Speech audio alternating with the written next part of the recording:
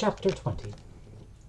Mr. Collins was not left long to the silent contemplation of his successful love, for Mrs. Bennet, having dawdled about in the vestibule to watch for the end of the conference, no sooner saw Elizabeth open the door, and, with quick step, pass towards her the staircase, than she entered the breakfast-room and congratulated both him and herself in warm terms on the happy prospect of their nearer connection.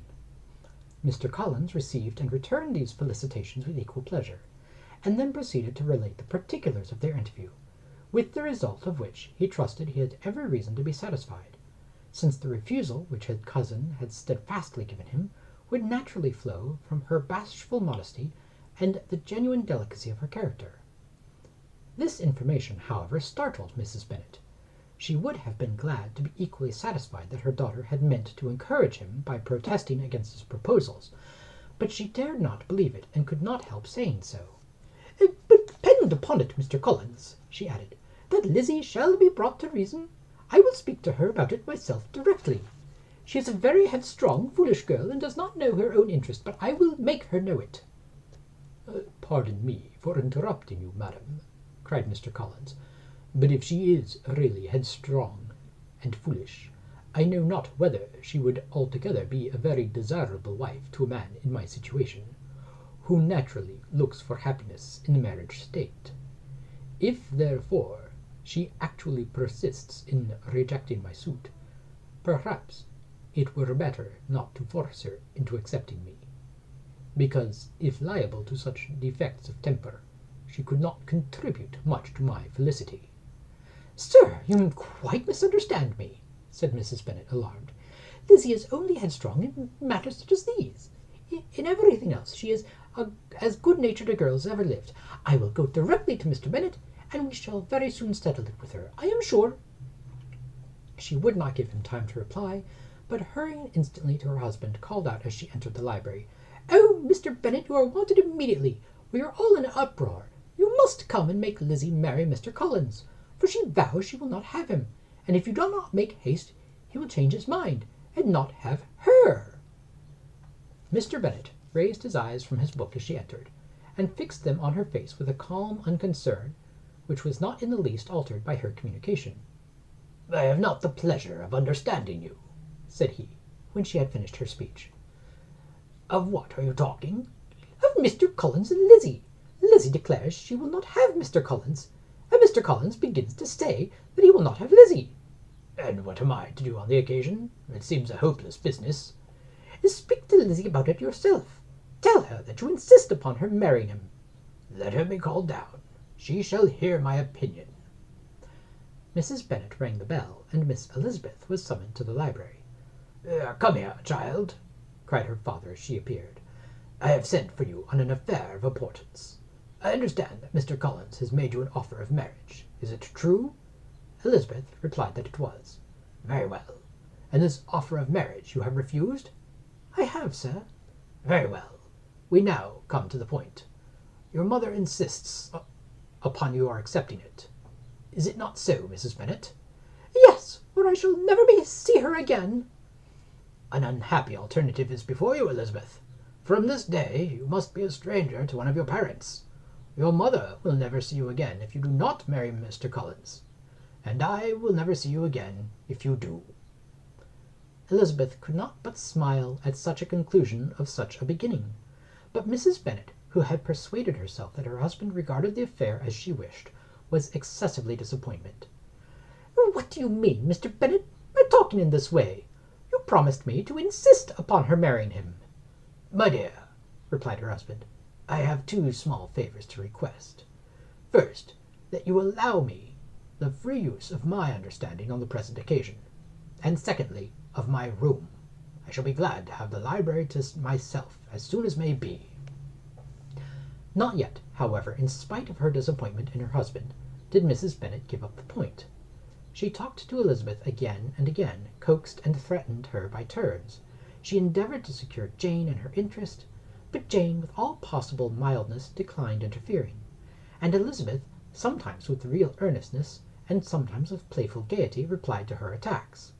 Though her manner varied, however, her determination never did.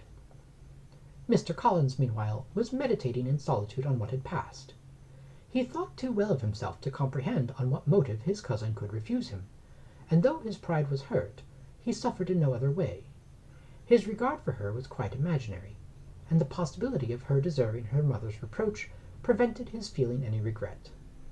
While the family were in this confusion, Charlotte Lucas came to spend the day with him. She was met in the vestibule by Lydia, who, flying to her, cried in half a whisper, "I am glad you are come, for there is such fun here. What do you think has happened this morning? Mr. Collins has made an offer to Lizzie, and she will not have him." Charlotte had hardly time to answer before they were joined by Kitty, who came to tell the same news, and no sooner had they entered the breakfast-room, where Mrs. Bennet was alone, than she likewise began on the subject, calling on Miss Lucas for her compassion, and entreating her to persuade her friend Lizzie to comply with the wishes of all her family. "Pray do, my dear Miss Lucas," she added in a melancholy tone, "for nobody is on my side. Nobody takes part with me. I am cruelly used. Nobody feels for my poor nerves." Charlotte's reply was spared by the entrance of Jane and Elizabeth. "Ay, there she comes," cried Mrs. Bennet, "looking as unconcerned as she may be, and caring no more for us than if we were at York, provided she could have her own way. But I tell you what, Miss Lizzie, if you take it into your head to go on refusing every offer of marriage in this way, you will never get a husband at all, and I am sure I do not know who is to maintain you when your father is dead. I shall not be able to keep you, and so I warn you, I have done with you from this very day. I told you in the library, you know, that I should never speak to you again, and you will find me as good as my word. I have no pleasure in talking to undutiful children. Not that I have much pleasure indeed in talking to anybody.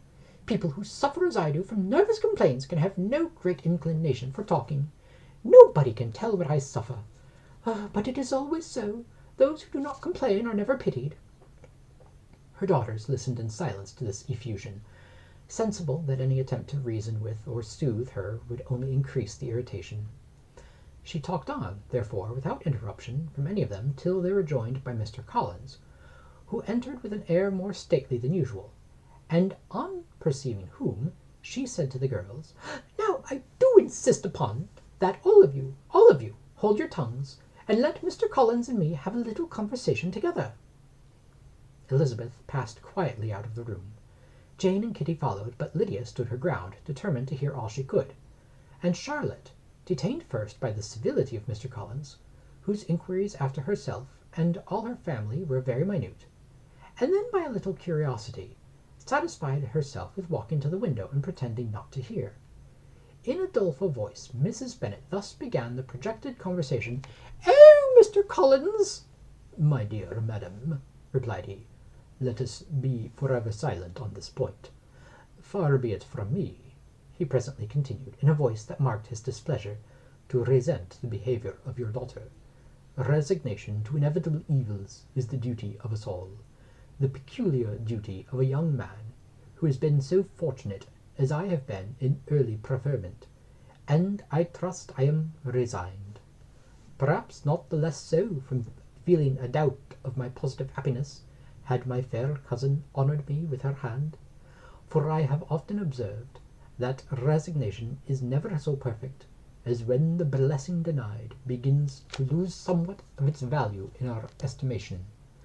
You will not, I hope, consider me as showing any disrespect to your family, my dear madam, by thus withdrawing my pretensions to your daughter's favour, without having paid yourself and Mr. Bennet the compliment of requesting you to interpose your authority in my behalf. My conduct may, I fear, be objectionable in having accepted my dismission from your daughter's lips instead of your own, but we are all liable to error. I have certainly meant well through this whole affair. My object has been to secure an amiable companion for myself, with due consideration for the advantage of all of your family, and if my manner has been at all reprehensible, I here beg leave to apologize."